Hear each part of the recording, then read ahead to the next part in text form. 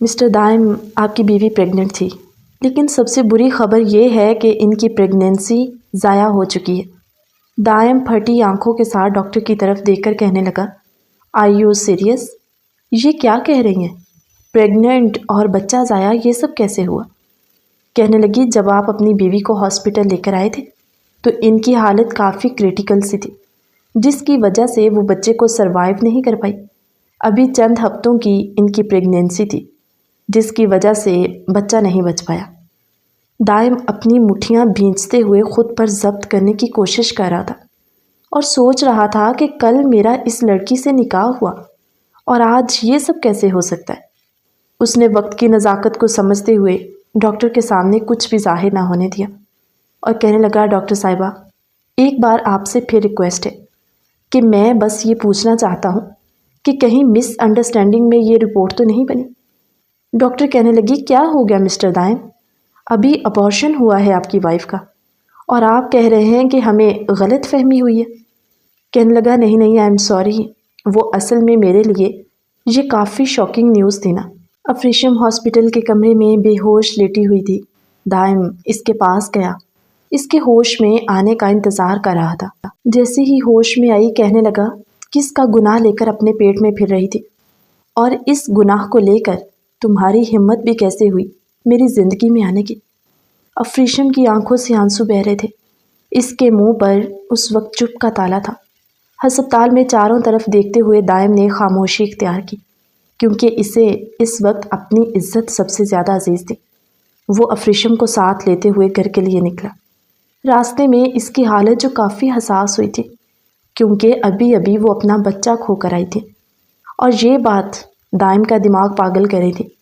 کہنے لگا، سیدھی طرح بتاتی ہو یا پھر ابھی گاڑی کا رخ تمہارے گھر کی طرف موڑ لو اور تمہاری ماں سے سچ اگلوا کر آؤں کہ آخر انہوں نے میرے ساتھ اتنا بڑا دھوکہ کیوں کیا؟ کہنے لگی، میں آپ کے آگے ہاتھ جوڑتی ہوں دائم، پلیز آپ کسی سے کچھ مت کہیے، کیونکہ اسی میں ہم دونوں کی عزت ہے۔ کہنے لگا، بد کردار کو کیا فکر عزت کی؟ کہنے لگا، تم سوچ بھی کیسے سکتی ہو کہ میں اتنی بڑی بات پہ خاموش رہوں گا؟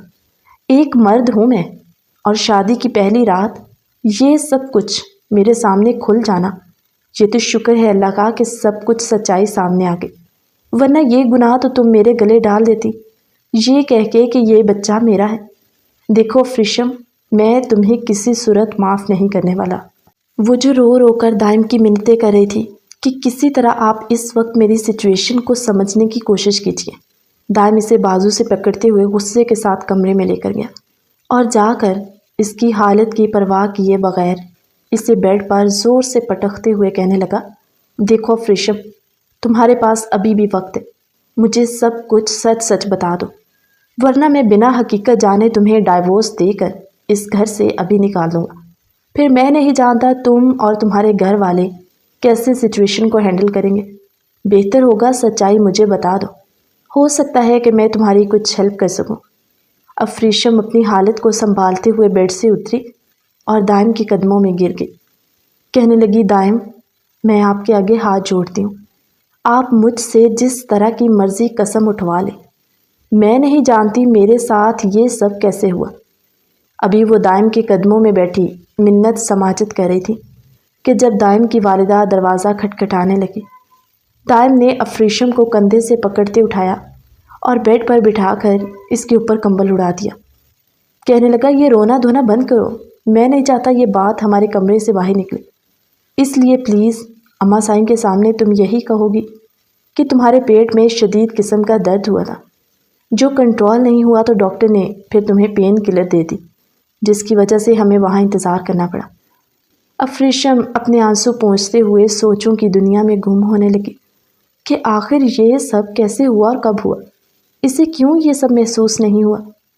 دائم کی والدہ کمرے میں داخل ہوئی اور کہنے لگی، دائم، سب ٹھیک تو ہے نا بیٹا؟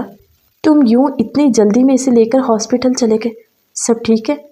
تمہیں پتہ ہے نا شادی کی پہلی رات ہی لڑکی کو اگر ہاسپٹل لے جائیں تو لوگ کس قسم کی باتیں بناتے ہیں، اور شکر ہے کہ کسی بھی مہمان کو بھنک نہیں لگی کہ تم لوگ رات ہاسپٹل میں گزار کر آ گیا۔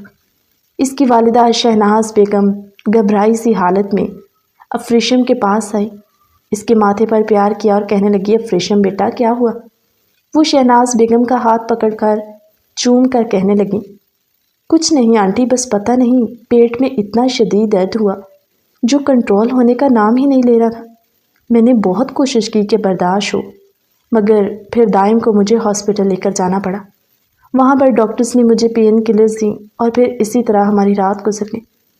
وہ کہنے لگی چلیں جو بھی بات ہوئی اسی کمرے تک محدود رہنی چاہیے، کسی سے بھی باہر یہ بات کرنے کی ضرورت نہیں ہے کہ تم لوگ رات کو ہاسپٹل گئے تھے۔ وہ کہنے لگی جی آنٹی بالکل۔ دائم سے کہنے لگی دائم افریشم کا بہت خیال رکھنا، نازک سی بچی ہے۔ دائم نے دانت بھینچتے ہوئے کہا جی اماں سائیں بالکل۔ شہناز بیگم کمرے سے باہر نکلی تو دائم ایک بار پھر سے دروازہ بند کرتے ہوئے افریشم کے پاس آیا۔ کہنے لگا یہ مت سمجھنا کہ میں اپنی عزت یا گھر والوں کی عزت کی خاطر خاموش رہ جاؤں گا، تمہیں مجھے سچ تو بتانا ہوگا، ورنہ آج ولیمے کے بعد تم سیدھا اپنے گھر جاؤ گے۔ جب تک سچائی نہیں کھلے گی تم میرے ساتھ میرے گھر نہیں آ سکتے۔ افریشم ایک بار پھر سے پھوٹ پھوٹ کر رونے لگی۔ کہنے لگا تمہارے آنسو تمہارے دامن پر لگے ہوئے داغ کو نہیں دھو سکتے۔ وہ بولی دائم میں سچ میں نہیں جانتی یہ سب کیسے ہوا اور کس نے کیا۔ وہ طنزیہ مسکرایا اور کہنے لگا ارے واہ، تم پریگننٹ تھی، تمہاری پیٹ میں کسی کا بچہ پل رہا تھا اور تمہیں پتہ نہیں ہے؟ اتنی بچی نہیں ہو تم، جتنی تم شکل سے معصوم لگتی ہو اتنی ہو نہیں۔ افریشم اس لیے میں تمہاری اس ڈونگ بازی میں نہیں آنے والا۔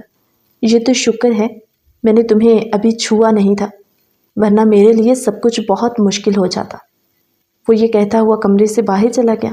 افریشم وہیں بیٹھی گہری سوچوں میں گم تھی۔ اسے وہ دن آج بھی یاد تھا۔ آج سے 1 مہینہ پہلے افریشم کی شادی اس کے چچا زاد خالد سے ہونے والی تھی، کیونکہ افریشم نے ابھی ماسٹرز کیا تھا اور اس کے والد نے اپنے بھائی کے بیٹے خالد کے ساتھ افریشم کا رشتہ طے کر دیا، جبکہ افریشم اس کے ساتھ شادی نہیں کرنا چاہتی تھی، اور اس کی وجہ یہ تھی کہ وہ ایک قسم کا آوارہ نکھٹو قسم کا لڑکا تھا۔ مگر افریشم کے والد اپنے بھائی کی ضد کے آگے ہار گئے اور اپنی بیٹی کا رشتہ انہیں دے دیا۔ کہنے لگے کہ بیٹا شادی کے بعد وہ بالکل ٹھیک ہو جائے گا، لیکن کسے پتا تھا کہ وہی خالد افریشم کی بربادی کی وجہ بن جائے گا۔ افریشم اور خالد کے نکاح کی ڈیٹ فکس ہوئی اور جیسے ہی وہ پارلر سے دلہن بنی نکلی، اس کے ساتھ اس کی 1-2 کزنز اور سہیلیاں تھیں۔ وہ پارلر سے نکلی تو ان کی گاڑی کو کچھ غنڈوں نے گھیرا اور گن پوائنٹ پہ وہ افریشم کو اپنے ساتھ لے گئے۔ اس کے لاکھ بلکنے تڑپنے کے باوجود کوئی کچھ نہ کر پایا، کیونکہ ان کے ہاتھوں میں پسٹل تھی۔ کوئی بھی اگر مزاحمت کرتا تو جان سے ہاتھ دھو بیٹھتا۔ افریشم کو بس اتنا یاد ہے کہ وہ دلہن بنی ان غنڈوں کے ساتھ گاڑی میں بیٹھی چیخ چلا رہی تھی۔ اس کے بعد وہ نہیں جانتی کہ اسے کہاں لے جایا گیا اور اس کے ساتھ کیا کچھ کیا گیا۔ اغوا ہونے کے بعد افریشم کو جب ہوش آیا تو وہ اپنے گھر میں موجود تھی، جہاں اس کے والدین انتہائی غم کی حالت میں بیٹھے پریشان تھے۔ افریشم جس نے اٹھ کر بیٹھنے کی کوشش کی، مگر اسے اپنا سر بہت بھاری ہوتا محسوس ہوا۔ اس نے نیم غنودگی کی حالت میں آنکھیں کھولیں اور کہنے لگی بابا میں کہاں پر ہوں؟ پھر اسے آہستہ آہستہ یاد آنے لگا کہ اسے کچھ غنڈوں نے اغوا کیا تھا۔ وہ ایک دم ہڑبڑاہٹ میں اٹھ کر بیٹھی۔ اسے اپنے پورے وجود میں درد محسوس ہو رہا تھا۔ افریشم اپنے لباس کو، اپنے ارد گرد کے ماحول کو دیکھتے ہوئے کہنے لگی بابا میرا تو نکاح تھا آج خالد سے، کہاں ہے وہ کیا بھرات نہیں آئی؟ اور مجھے گھر تک کون چھوڑ کے گیا؟ آپ کو پتہ ہے بابا مجھے راستے سے کچھ لوگوں نے اغوا کر لیا تھا۔ کیا وہ سچ تھا یا میرا خواب تھا؟ مجھے سب کچھ یاد کیوں نہیں آ رہا؟ جب اس کی والدہ نے اٹھ کر افریشم کو اپنے سینے میں بھینچ لیا، اس کے سر پر پیار کر کے کہنے لگی افریشم شاید ہمارا کوئی امتحان شروع ہو چکا ہے۔ کہنے لگی کیا ہوا ماما؟ وہ بولی کہ خالد نے تم سے شادی کرنے سے انکار کر دیا اور سب برادری والے یہی باتیں کر رہے ہیں کہ تم عین شادی کے دن گھر سے بھاگ گئی، کیونکہ سب کو یہی لگتا ہے کہ ہم نے تمہارا رشتہ خالد کے ساتھ زبردستی طے کیا تھا، اور خالد نے یہ کہہ کر ساری برادری کے سامنے وہ واپس چلا گیا کہ تم بد کردار ہو اور اپنے کسی عاشق کے ساتھ گھر سے بھاگ چکی ہو۔ افریشم جو چیخنے چلانے لگی، کہنے لگی بابا کیا آپ کو لگتا ہے کہ آپ کی بیٹی ایسی ہے؟ ذوالفقار صاحب نے بیٹی کو گلے میں لیا اور کہنے لگے تم میرا غرور ہو، میرا فخر ہو، لوگوں کی باتیں کرنے سے کیا ہوگا؟ مجھے اپنی بیٹی پر پورا یقین ہے، اس لیے تم لوگ اپنا سامان پیک کرو، ہم یہ گاؤں چھوڑ کر کسی دوسرے شہر چلے جائیں گے تاکہ لوگوں سے ہمارا آمنا سامنا ہی نہ ہو۔ نہ آمنا سامنا ہوگا، نہ لوگ طرح طرح کی باتیں بنائیں گے اور نہ ہمیں کسی قسم کی کوئی تکلیف ہوگی۔ مگر افریشم کہنے لگی بابا میرا قصور کیا ہے؟ مجھے بتائیں تو صحیح، میری تو کوئی غلطی نہیں ہے، اور مجھے گھر تک کون چھوڑ کے گیا؟ ذوالفقار صاحب آنکھوں سے آنسو پونچھتے ہوئے کمرے سے باہر نکل گئے۔ جب افریشم کی والدہ نے اسے کچھ بھی نہیں بتایا، بس اتنا کہا کہ بیٹا جب تک تم گھر پہنچی تب تک خالد اور ساری بارات واپس چلی گئی تھی، جب تم واپس آئی تب تم ہوش میں نہیں تھی، اس لیے چھوڑو ان سب باتوں کو، تمہارے والد بالکل ٹھیک کہہ رہے ہیں، ہمارا اب یہ گاؤں چھوڑ کے جانا ہی بہتر ہے۔ وہ دن ان کی زندگی کا سب سے کڑے امتحان کا دن تھا، مگر افریشم اس بات سے بے خبر تھی کہ وہ اپنی عزت بھی اس حادثے میں گنوا چکی ہیں۔ اس کی حالت سے اس کے والدین واقف تھے، مگر افریشم پر انہوں نے یہ راز آشکار نہ کیا۔ گاؤں چھوڑ کر وہ شہر آ گئے۔ افریشم پڑھی لکھی تھی، ماسٹرز کیا ہوا تھا۔ شہر میں آ کے اس نے اپنے بابا سے اجازت لے کر نوکری ڈھونڈنا شروع کی، اور افریشم کی دائم سے پہلی ملاقات دائم کے آفس میں ہوئی تھی، اور اس حادثے کو تقریباً 15 دن گزر چکے تھے جب افریشم اپنی سی وی دائم کے ٹیبل پر رکھے چہرے پر معصومیت لیے کرسی پر بیٹھی تھی۔ دائم نے ایک گہری نظر اپنے سامنے بیٹھی لڑکی کو سر سے لے کر پاؤں تک دیکھا۔ وہ اتنا تو سمجھ ہی گیا تھا کہ یہ لڑکی کسی غریب گھرانے کی ہے اور ضرورت مند بھی ہے۔ اس نے سی وی دیکھے بنا ہی افریشم سے پوچھا آپ کو نوکری کی کیوں ضرورت ہے؟ افریشم نے بنا آنکھ اٹھائے دائم کے سوالوں کے جواب دیے اور کہنے لگی سر میں اپنے والد کی اکلوتی اولاد ہوں، ان کا نہ کوئی بیٹا ہے نہ کوئی اور بیٹی، اس لیے لیکن سر میں آپ سے یہ نہیں کہوں گی کہ آپ میری مجبوریوں کی بنا پر مجھے نوکری دیں۔ یہ میری سی وی ہے، میں نے ریسنٹلی ماسٹرز کیا اور بہت اچھے نمبروں سے۔ اگر میں آپ کے میرٹ پہ پورا اترتی ہوں تو آپ مجھے جاب پر رکھیے، ادروائز میں آپ کو کسی چیز کے لیے فورس نہیں کروں گی۔ دائم کو افریشم کا یہ سیلف کانفیڈنس بہت متاثر کر رہا تھا۔ اس نے ایک ہلکی نظر سی وی پر ڈالی اور اسے اپریشیٹ کرتے ہوئے کہنے لگا آپ یہاں پر جاب کرنا ڈیزرو کرتی ہیں، اس لیے کل سے آپ آفس آ جائیے۔ اب افریشم اور دائم کا روز آمنا سامنا ہوتا تھا، لیکن ان کے بیچ اس طرح کی کوئی بات نہیں تھی۔ افریشم کو آج بھی وہ دن یاد تھا کہ جب وہ آفس سے گھر کے لیے نکلی، شام کا کافی وقت ہو چکا تھا۔ اسے گھر تک جانے کے لیے کوئی آٹو یا ٹیکسی نہیں ملی، پیدل چل رہی تھی۔ آج پھر اسے محسوس ہوا کہ کچھ لوگ اس کا پیچھا کریں۔ افریشم نے ہڑبڑاہٹ میں ایک دو بار پیچھے مڑ کر دیکھا۔ جب اسے لگا کہ مسلسل کچھ لوگ اس کا پیچھا کر رہے اور ان کے چہرے ڈھکے ہوئے، تو افریشم کو وہ دن یاد آ گیا جب اسے دلہن بنے ہوئے بھی اغوا کیا گیا تھا۔ وہ نہ چاہتے ہوئے بھی تیز تیز قدم چلنے لگی۔ جیسے ہی وہ تیز قدم چلنے لگی، ان لڑکوں نے افریشم کے پیچھے بھاگنا شروع کر دیا۔ اب تو اسے پکا یقین ہو گیا تھا کہ وہ لوگ اسی کا پیچھا کریں۔ سڑک پر تیز رفتار میں گاڑیاں آ جا رہی تھی، کوئی بھی اس کی مدد کے لیے نہ رکا۔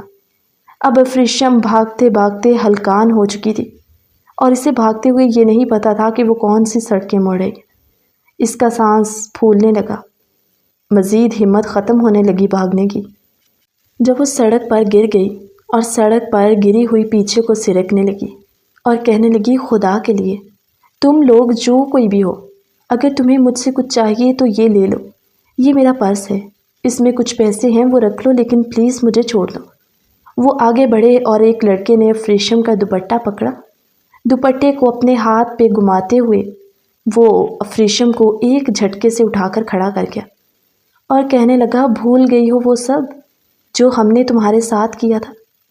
افریشم کو ایک پل کے لیے وہ گزرا ہوا وقت یاد آنے لگا اور وہ کہنے لگی کون ہو تم اور مجھ سے کیا چاہتے ہو؟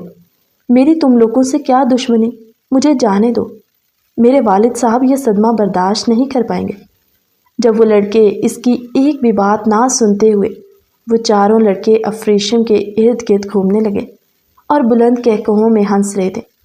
جگہ بھی سنسان سی تھی۔ جیسے ہی انہوں نے افریشم کے سینے سے دوپٹے کو ہٹانا چاہا، پیچھے سے انہیں تیز روشنی محسوس ہوئی۔ وہ سب چونکتے ہوئے ادھر دیکھنے لگے کہ ایک بڑی سی گاڑی سے ایک نوجوان اترا۔ افریشم کو ایسا لگا کہ شاید اللہ تعالیٰ نے اس کی مدد کے لیے کسی کو بھیج دیا، اور وہ لڑکا کوئی اور نہیں دائم تھا۔ دائم آگے بڑھا تو وہ لڑکے کہنے لگے، ابے او ہیرو، تمہیں زیادہ یہاں پر ہیرو پنتی دکھانے کی ضرورت نہیں، اس لیے جو کوئی بھی ہو اپنے راستے چلو، ہم سے پنگا لیا تو تمہارے لیے بہت مشکل ہو جائے گی۔ مگر دائم نے پسٹل سامنے کرتے ہوئے کہا، میں صرف 10 تک کاؤنٹ ڈاؤن کروں گا، اگر تم لوگ یہاں پر موجود رہے تو پھر میں تم لوگوں کو ٹھکانے لگانے میں دیر نہیں کروں گا۔ چھوڑو اس لڑکی کو، اور تم ہوتے کون ہو جو اس طرح بیچ چوراہے میں کسی بھی لڑکی کی عزت پر ہاتھ ڈالنے والے؟ وہ لڑکے جب افریشم کو چھوڑ کر نہ گئے تو دائم نے ہوا میں فائر کیا۔ فائر کی آواز سنتے ہی وہ سب بھاگ گئے۔ افریشم ڈری سہمی سامنے دیکھتی ہوئی کہنے لگی، دائم سر، میں آپ کی بہت بڑی احسان مند ہوں جو آج آپ نے میری عزت کو بچایا، ورنہ میرے بابا جیتے جی مر جاتے۔ ایک دکھ میری وجہ سے وہ لوگ جھیل چکے ہیں، میں نہیں چاہتی وہ دوبارہ سے کسی بھی صدمے میں جائیں۔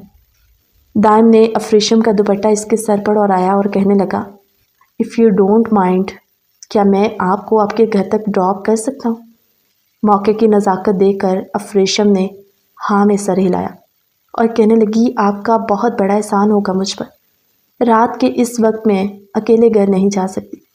وہ گاڑی میں بیٹھی مسلسل کانپ رہی تھی اور رو رہی تھی۔ جب دائم نے ایک جگہ گاڑی روکی اور کہنے لگا، افریشم پلیز ریلیکس، اور آج کے بعد اگر آپ کو پک اینڈ ڈراپ کی مشکل ہے تو آپ کو آفس کی طرف سے یہ سہولت پرووائڈ کی جائے گی۔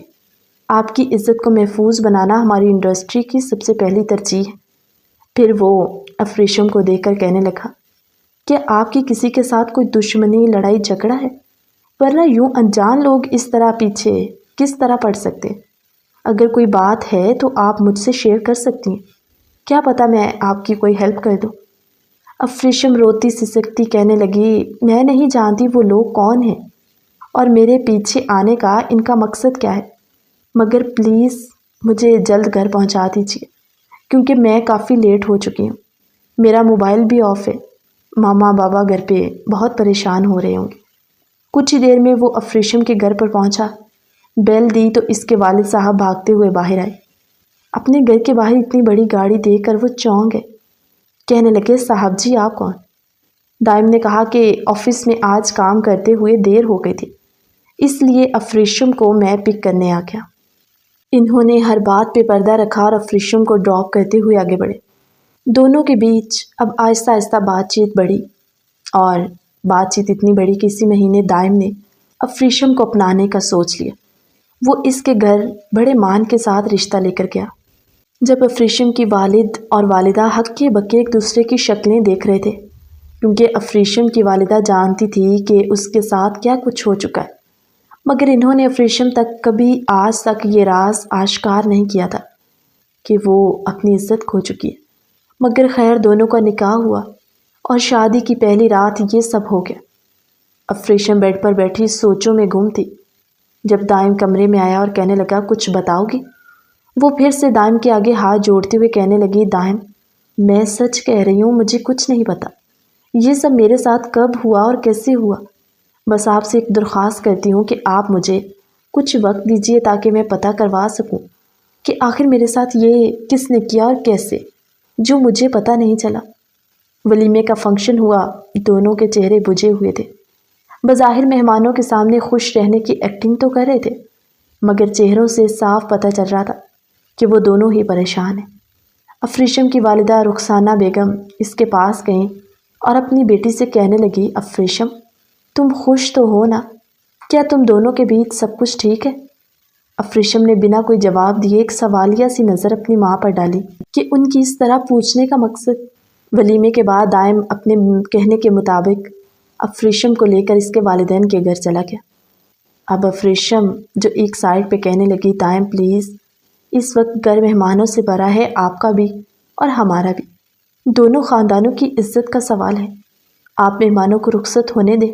میں آپ سے وعدہ کرتی ہوں کہ میں خود یہ جاننا چاہتی ہوں، اب آپ سے زیادہ مجھے اس بات کا تجسس ہے کہ آخر کس نے میرے ساتھ یہ سب کیا اور کون ہے وہ۔ دائم صبر کا گھونٹ پیتے ہوئے سب سے مسکراتے ہوئے ملتے افریشم کو پھر اپنے ساتھ لے گیا۔ 1 ہفتہ ان کی شادی کو ہونے والا تھا، مگر دائم جس کا یہی بات سوچ سوچ کر دماغ پھٹنے والا ہو گیا تھا۔ صبح ناشتے کے ٹیبل پر اس کی والدہ کہنے لگی بھائی دائم، تم لوگوں کی شادی کو 1 ہفتہ ہونے والا ہے، میں چاہتی ہوں کہ تم کچھ دن اپنے لیے وقت نکالو اور افریشم کو لے کر کہیں ہنی مون پر گھومنے پھرنے ہی چلے جا۔ دائم نے غصیلی سی نظر افریشم پر ڈالی۔ ہنی مون منانا تو دور کی بات، ان دونوں نے تو ایک دوسرے کو ابھی تک چھوا تک نہیں تھا۔ اس نے بس سرسری سا کہا جی اماں صحیح کوشش کرتا ہوں۔ اب تو شہناز بیگم بھی ان کے چہرے کو بھانپنے لگی تھی کہ شاید وہ دونوں ایک ساتھ خوش نہیں ہیں۔ دائم کی غیر موجودگی میں وہ افریشم کے پاس آئی اور کہنے لگی افریشم بیٹے سب کچھ ٹھیک تو ہے نا؟ دائم کی بھابھی جو پاس آ کر کہنے لگی بھئی اماں سائیں مجھے تو کچھ غلط ہوتا نظر آ، ورنہ ہمارا دائم ایسا تو نہیں تھا، جب سے شادی ہوئی ہے اس کو تو ایک چپ کا تالا لگ گیا۔ شہناز بیگم نے اپنی بڑی بہو سے کہا عفیفہ تم تو چپ رہا کرو نا۔ کہنے لگی ہاں بھئی میرے چپ رہنے سے کون سا سچ چھپ جائے گا، یقیناً کوئی بڑی بات ہے جو جلدی سب کے سامنے آ جائے گی۔ افریشم کا دل دھڑک سا گیا اور وہ یہ کہتے ہوئے وہاں سے چلی گئی۔ افریشم مزید پریشان ہوئی اور اٹھ کر کمرے میں آ گئی اور اس نے بھی سوچ لیا تھا کہ اب وہ سچ جانے بغیر نہیں رہے گی۔ وہ خود ہی سوچوں میں گم تھی کہ پہلے مجھے خالد کے ساتھ جب اس کی شادی تھی، شادی کے عین نکاح والے دن اسے اغوا کیا گیا، اور پھر اس کے کچھ عرصے بعد جب وہ شہر آ گئی پھر سے اس کے ساتھ وہی حادثہ پیش آنے والا تھا اگر دائم وقت پر نہ پہنچتا۔ وہ آج اپنی والدہ کے گھر آئی اور اپنی ماں کے گلے سے لگ کر پھوٹ پھوٹ کر رونے لگی۔ بیٹی کا رونا دیکھ کر رخسانہ بیگم کا تو دل ہی بیٹھ گیا۔ وہ کہنے لگی افریشم بیٹی کوئی بات ہے جو تم اس طرح رو رہی ہو؟ کیا دائم نے تم سے کچھ کہا؟ تم دونوں کے بیچ سب کچھ ٹھیک تو ہے نا؟ افریشم کہنے لگی ماما کیسے ٹھیک ہوگا، آپ کو پتہ ہے میری زندگی میں کتنے بڑے حادثے ہو چکے ہیں جن سے میں نا واقف ہوں، مجھے نہیں پتا میرے ساتھ یہ سب کیسے ہوا۔ رخسانہ بیگم کا دل بیٹھنے والا تھا مگر وہ بھی نہیں جانتی تھی کہ اتنا سب کچھ ہو چکا۔ انہوں نے افریشم کو بٹھایا، پانی پلایا اور کہنے لگی تحمل سے بتاؤ کیا بات ہے۔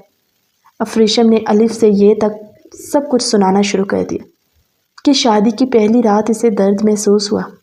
جب دائم اسے ہاسپٹل لے کر گیا تو ڈاکٹرز نے ان کے سروں پر بجلیاں ہی گرا دیں۔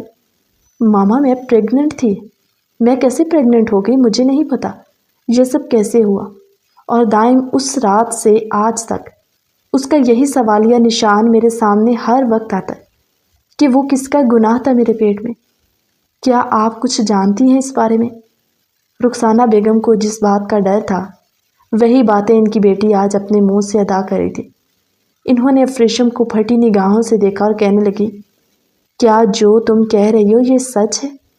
افریشم نے اپنے پیٹ پر ہاتھ رکھا اور کہنے لگی آپ کو نہیں پتا میں کس درد اور کرب سے گزر رہی ہوں، میری زندگی ایک عذاب بن گئی ہے۔ دائم کی چبھتی نظریں مجھے ایسا لگتا ہے کہ جیسے میرے وجود کے آر پار ہو رہی۔ رخسانہ بیگم نے بنا کوئی بات چھپائے سب کچھ افریشم کے سامنے رکھا اور کہنے لگی جس دن تمہارا خالد کے ساتھ نکاح تھا، نکاح کے وقت تم گھر پر نہیں پہنچی، اور سب نے یہی کہا کہ تم اس شادی سے راضی نہیں تھی اس لیے تم گھر سے بھاگ گئی ہو، لیکن افریشم میرا اور تمہارے بابا کا دل اس بات کی گواہی دے رہا تھا کہ تم ایسا کبھی نہیں کر سکتی۔ مگر پھر جب رات کو تمہیں گھر کے باہر کوئی چھوڑ کر گیا، تمہاری حالت بتا رہی تھی کہ تمہارے ساتھ کیا سلوک ہوا، تمہارے جسم پر موجود نشانات وہ سب اس بات کی چیخ چیخ کر گواہی دے رہے تھے کہ تم اپنی عزت سے ہاتھ دھو بیٹھی ہو۔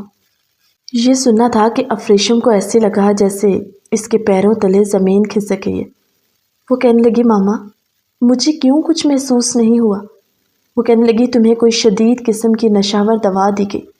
گھر آنے کے تقریباً تم 3 سے 4 گھنٹے کے بعد ہوش میں آئی تھی، اسی لیے ہم لوگوں نے گاؤں چھوڑنے کا فیصلہ کیا تھا، کیونکہ گاؤں کے سب لوگ تمہیں اس حالت میں دیکھ چکے تھے۔ برادری کے لوگ ہم پر تھوکنے لگے کہ جوان بیٹی شادی کے دن گھر سے بھاگ گئی اور اس کے عاشق نے اس کا یہ حال کر کے اسے گھر چھوڑ دیا۔ افریشم جو اپنے سر کے بال نوچنے لگی کہنے لگی کون ہے وہ گھٹیا انسان جس نے میری زندگی کو عذاب بنایا؟ رخسانہ بیگم 1 ماہ ہوتے ہوئے ان کا دل پھٹنے والا ہوا تھا۔ وہ وہیں زمین پر گرتے زاروں کی طرح رونے لگی، کہنے لگی اسی لیے بیٹیوں سے کوئی نہیں گھبراتا، بیٹیوں کے نصیبوں سے ڈرتے ہیں والدین۔ اور جب دائم تمہاری زندگی میں آیا تو مجھے ایسا محسوس ہونے لگا کہ اب سب کچھ ٹھیک ہو جائے گا، تمہاری زندگی کا نئے سرے سے آغاز ہوگا، تو بیتا ہوا کل ہمیں بھول جائے گا۔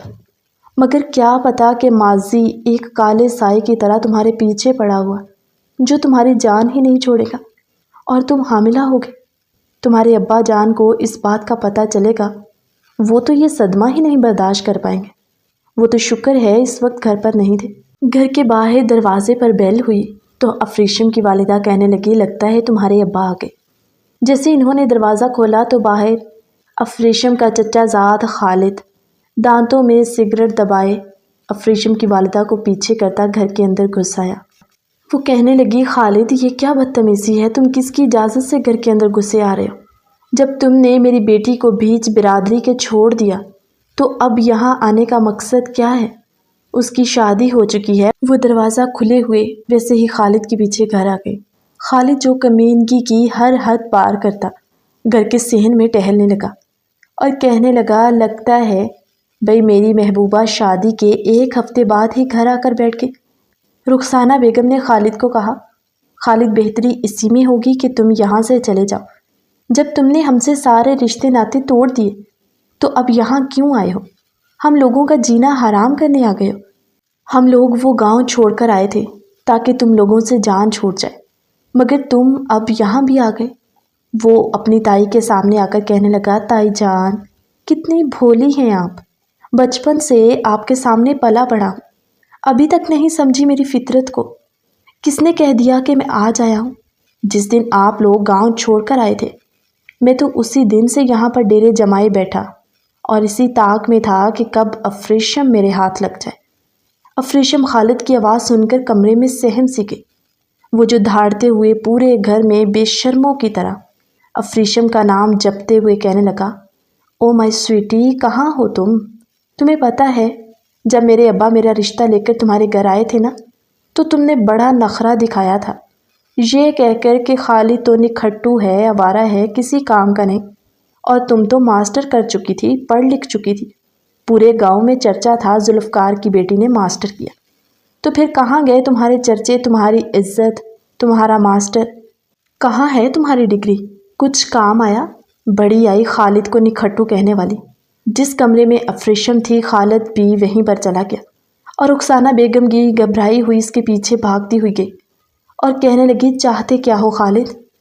کہنے لگا تائی جان ابھی تک نہیں سمجھی، آپ کی اس چہیتی کو چاہتا ہوں۔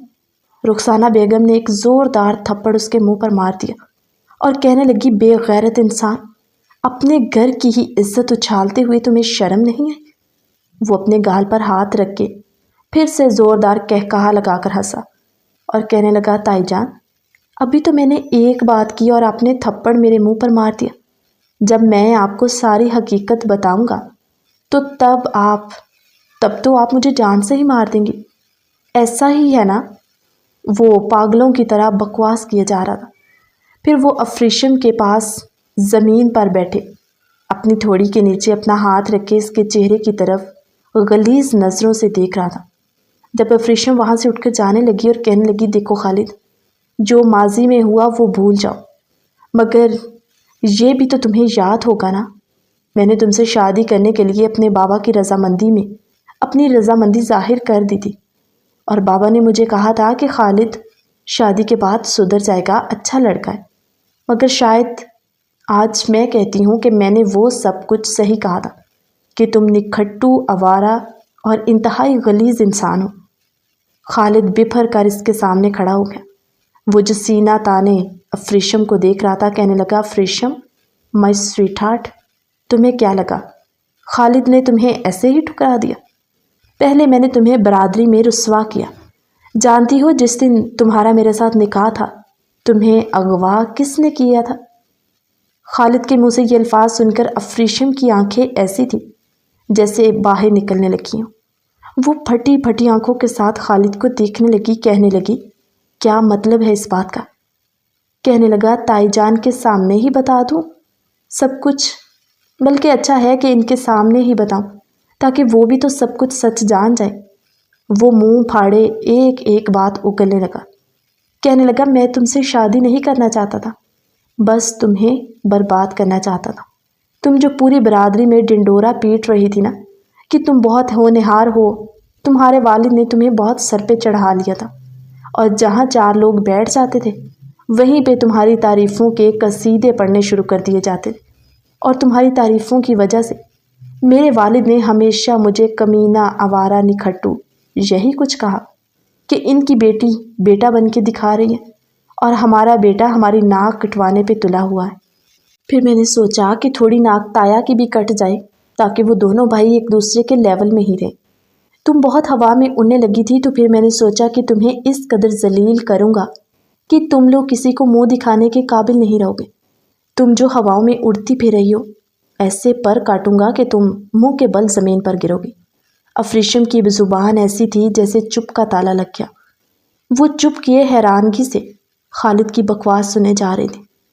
خالد کہنے لگا، تم سے شادی کرنے کا میرا مقصد تمہیں برباد کرنا تھا، اور پھر میں نے تمہیں اغوا کروایا، اور جانتی ہو صرف اغوا ہی نہیں کروایا تھا، تمہارے ساتھ نکاح کے بغیر ہی سہاگرات بھی منا لی تھی۔ خالد نے اپنے منہ سے جب سارا سچ بتا دیا، افریشم جو وہیں زمین بوس ہو گئی، وہ اپنے سر کو پکڑے خود کو پیٹنے لگی، کہنے لگی، تم میں ذرا غیرت نام کی چیز نہیں ہے خالد؟ افریشم زاروں کی تار زمین پر گرے رو رہی تھی، کہنے لگی، تمہیں مجھ سے اتنی نفرت تھی تو تم سارے خاندان کے سامنے مجھے ویسے ذلیل کر دیتے، باتیں سنا دیتے، یوں میری زندگی تو برباد نہ کرتے۔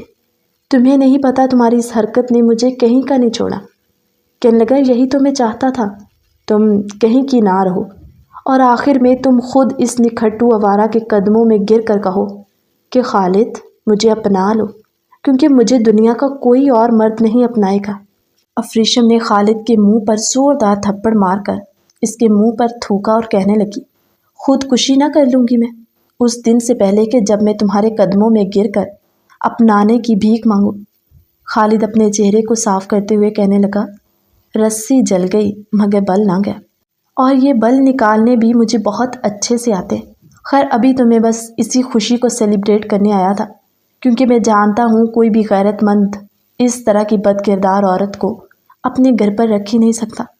جس دن سے تمہاری شادی ہوئی تھی نا، تب سے تایا بہت ہوا میں اڑے تھے کہ امیر زادے کے ساتھ تمہیں رخصت کر دیا، تو پتہ نہیں کون سا تیر مار لیا ان لوگوں نے۔ میں تو اسی دن سے اس انتظار میں تھا کہ کب وہ تمہیں گھر سے نکالے گا، کیونکہ مرد استعمال ہوئی عورت کو ہاتھ لگاتے ہی پہچان جاتا ہے، اور ظاہر سی بات ہے ایک نہ ایک دن تو تمہیں اس نے اپنے گھر سے نکالنا ہی تھا۔ جیسے ہی مجھے خبر ملی کہ تم ادھر گھر آئی ہو، میں فوراً سے آ گیا۔ کیسا لگا میرا سرپرائز؟ وہ ڈھیٹ بے شرمی کی ہر حد پار کرتے کہنے لگا، ابھی مجھے کچھ کام ہے، میں چلتا ہوں، اب تو ملاقات ہوتی رہے گی کیونکہ تم ظاہر سی بات ہے ادھر ہی رہو گی۔ خالد بڑا اتراتے ہوئے کمرے سے باہر نکلا، جب سامنے سے دائم ایک بپھرے ہوئے شیر کی مانند خالد پر جھپٹ پڑا۔ اس نے خالد کو بنا موقع دیے اسے اتنا مارا کہ اس کے منہ سے، اس کے ناک سے خون بہنے لگا۔ وہ اسے زور سے زمین پر پٹکتے ہوئے کہنے لگا، تمہاری ساری بکواس میں سن چکا ہوں، نہ ہی میں نے سنی ہے بلکہ تمہارا کہا گیا ایک ایک لفظ میرے موبائل میں ریکارڈ ہو چکا۔ خالد جس کے پسینے چھوٹ گئے، اسے سمجھ نہیں آ رہی تھی کہ وہ اب کیا کرے۔ کہتے ہیں نا، جب قدرت کی لاٹھی برستی ہے تو پھر انسان منہ کے بل زمین پر گرتا ہے، اور ایسا ہی خالد کے ساتھ ہوا تھا۔ وہ اٹھ کر بھاگنے کے لیے گھر کے دروازے کی طرف بھاگا جب آگے سے پولیس پہنچ چکی تھی۔ دائم پولیس سے کہنے لگا، انسپکٹر صاحب، اس طرح کے مجرموں کو سرعام پھانسی دینی چاہیے، جو معصوم اور شریف لوگوں کی بیٹیوں کی عزتوں پر ہاتھ ڈالتے ہیں، اور اس کے منہ سے آپ لوگ سچ اگلوائیں گے اس کے ساتھ اور کون تھے، اور کل تک مجھے ہر وہ مجرم جیل کی سلاخوں کے پیچھے نظر آنا چاہیے۔ انسپکٹر نے دائم کو سلام کیا اور کہنے لگا، یس سر، ایسا ہی ہوگا۔ دائم نے جس قدر خالد کو مارا تھا اس سے صحیح سے چلا بھی نہیں جا رہا تھا، اوپر سے ہاتھ میں لگی ہوئی ہتھ کڑیاں۔ خالد پیچھے مڑتے ہوئے کہنے لگا، تمہاری یہ ہیرو پنتی نہ نکالی تو میرا نام بھی خالد نہیں۔ چوڑیاں نہیں پہنی ہوئی میں نے، ساری عمر جیل میں تھوڑی رہوں گا، کچھ دنوں کی بات ہے، پھر میں بھی یہاں اور تم بھی یہاں، دیکھتا ہوں تم میرا کیا بگاڑ لیتے ہو۔ اس نے ایک بار پھر سے افریشم کی طرف نظریں اٹھائی جب دائم نے اس کے منہ پر پھر سے ایک زوردار مکہ مارا اور کہنے لگا، اپنی غلیظ نظروں سے دوبارہ میری بیوی کی طرف دیکھنے کی کوشش بھی مت کرنا۔ دائم کے منہ سے یہ الفاظ سن کر افریشم کو ایسے محسوس ہوا کسی نے اس کے زخموں پر مرہم رکھ دیا ہو۔ وہ جو زمین پر بیٹھی رو رو کر اپنا حال بگاڑ چکی تھی۔ دائم افریشم کے پاس آیا۔ ذوالفقار صاحب بھی گھر آ چکے تھے۔ رخسانہ بیگم نے دائم کے آگے ہاتھ جوڑے اور کہنے لگی، بیٹا ہمیں معاف کر دینا، جانتی ہوں تمہارے ساتھ بھی دھوکا ہوا۔ اس نے رخسانہ بیگم کے ہاتھ پکڑے اور کہنے لگا، نہیں آنٹی، دھوکا تو آپ جیسے شریف اور معصوم والدین کے ساتھ ہوا، آپ کا اس میں کیا قصور؟ انہوں نے دائم کے سر پر پیار دیا اور کہنے لگے، جیتے رہو، اور یہ تمہارا بڑا پن نہیں، تمہاری ماں کی تربیت نظر آ رہی۔ دائم نے آگے بڑھ کر افریشم کے بالوں کو اس کے چہرے سے پیچھے کیا، اس کے چہرے پر پھیلی ہوئی معصومیت اور رو رو کر اس کی آنکھوں میں سرخ ڈورے دیکھ کر کہنے لگا، افریشم، بس آج کے بعد تمہاری آنکھوں میں کوئی آنسو مجھے نظر نہ آئے۔ رخسانہ بیگم جو کمرے سے باہر نکل گئی، وہ افریشم کو ساتھ لگائے بنا کچھ کہے کافی دیر اس کے سر کو سہلاتا رہا اور کہنے لگا، گنہگار تو میں بھی تمہارا ہوں، جس نے تمہیں بنا سچائی جانے کٹہرے میں کھڑی کر دیا، اور اب جب کہ ساری سچائی میرے سامنے کھل گئی ہے تو افریشم میں بہت شرمندہ ہوں، مجھے تم پر یقین کرنا چاہیے تھا۔ افریشم کہنے لگی، نہیں دائم، آپ کی کوئی غلطی نہیں ہے، آپ کی جگہ کوئی اور مرد ہوتا تو شاید وہ بنا کسی لحاظ کے مجھے اسی ٹائم طلاق دے دیتا، مگر آپ نے مجھے وقت دیا، سچائی جاننے کی کوشش کی۔ عورت کا سب سے بڑا سرمایہ اس کی طاقت باپ کے بعد اس کا شوہر ہوتا ہے، جو ہر مشکل میں اس کا ساتھ ہے، اس پر بھروسہ رکھے، یہ نہیں کہ چھوٹی چھوٹی باتوں پر بے اعتباری کرے اور گھر توڑ دے۔ دائم اسے ساتھ لگاتے کہنے لگا، تو مسز دائم، کیا خیال ہے گھر چلیں؟ رخسانہ بیگم چائے بنا کر لے آئیں اور کہنے لگی، دائم بیٹا چائے تو پیو۔ کہنے لگا، آنٹی مجھے پہلے ہی کافی دیر ہو رہی ہے، اس لیے میں تو بس افریشم کو لینے آیا تھا۔ دائم کے چہرے کی مسکراہٹ رخسانہ بیگم اور ذوالفقار صاحب کے دل کو سکون پہنچا گئی۔ آج اس کے چہرے پر ایک دلی مسکراہٹ تھی۔ افریشم اپنا حلیہ درست کرتے ہوئے اپنے والدین سے ملتی دائم کے ساتھ جانے لگی۔ گاڑی میں بیٹھی تو کافی دیر خاموشی رہی۔ دائم بولا، کیا ہوا افریشم، مجھے معاف نہیں کرو گی؟ کہنے لگی، دائم پلیز، آپ معافی مانگ کر مجھے شرمندہ مت کریں، جس قدر آپ نے ہر سچویشن پر ضبط کا مظاہرہ کیا، میں آپ کے احسانوں تلے دب چکی ہوں، محسن ہیں آپ میرے۔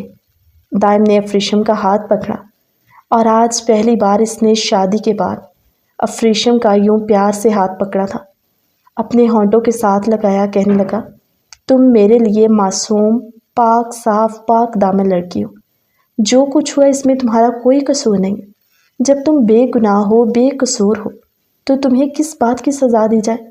اصل مجرم جیل کی سلاخوں کے پیچھے، جو اپنی اب سزا کاٹے گا، اور میری پوری کوشش ہے کہ اسے سخت سے سخت سزا دلواؤں، تاکہ اسے ساری زندگی جیل میں سڑتے ہوئے گزرے۔ دونوں کو ایک ساتھ گھر میں خوشی سے انٹر ہوتے دیکھ کر شہناز بیگم خوش ہو گئی۔ کہنے لگی، دائم، شادی ہوتی تو لوگ خوش نظر آتے، تم ہو کہ پتہ نہیں کن سوچوں میں اس دن سے مگن ہو۔ بولا، نہیں اما سائیں، بہت خوش ہوں، اور آج سچ میں وہ بہت خوش تھا۔ کہنے لگی، تو پھر تمہیں میں کہہ رہی ہوں نا، تمہارا بڑا بھائی گھر پہ موجود ہے، تم جاؤ، نئی شادی ہوئی ہے، افریشم کے ساتھ کہیں گھومنے پھرنے؟ دائم نے افریشم کے کندھے سے پکڑا اور اسے اپنے ساتھ لگایا۔ کہنے لگا، ضرور اماں سائیں، کیوں نہیں؟ افریشم ہلکا سا مسکرا کر آنکھیں جھکا گئی۔ تو ناظرین، کیسی لگی آپ کو ہماری آج کی سٹوری؟ کمنٹ سیکشن میں اپنی قیمتی رائے کا اظہار ضرور کیجیے۔ ملتے ہیں ایک نئی کہانی کے ساتھ ایک نئی ویڈیو میں، تب تک کے لیے اللہ حافظ۔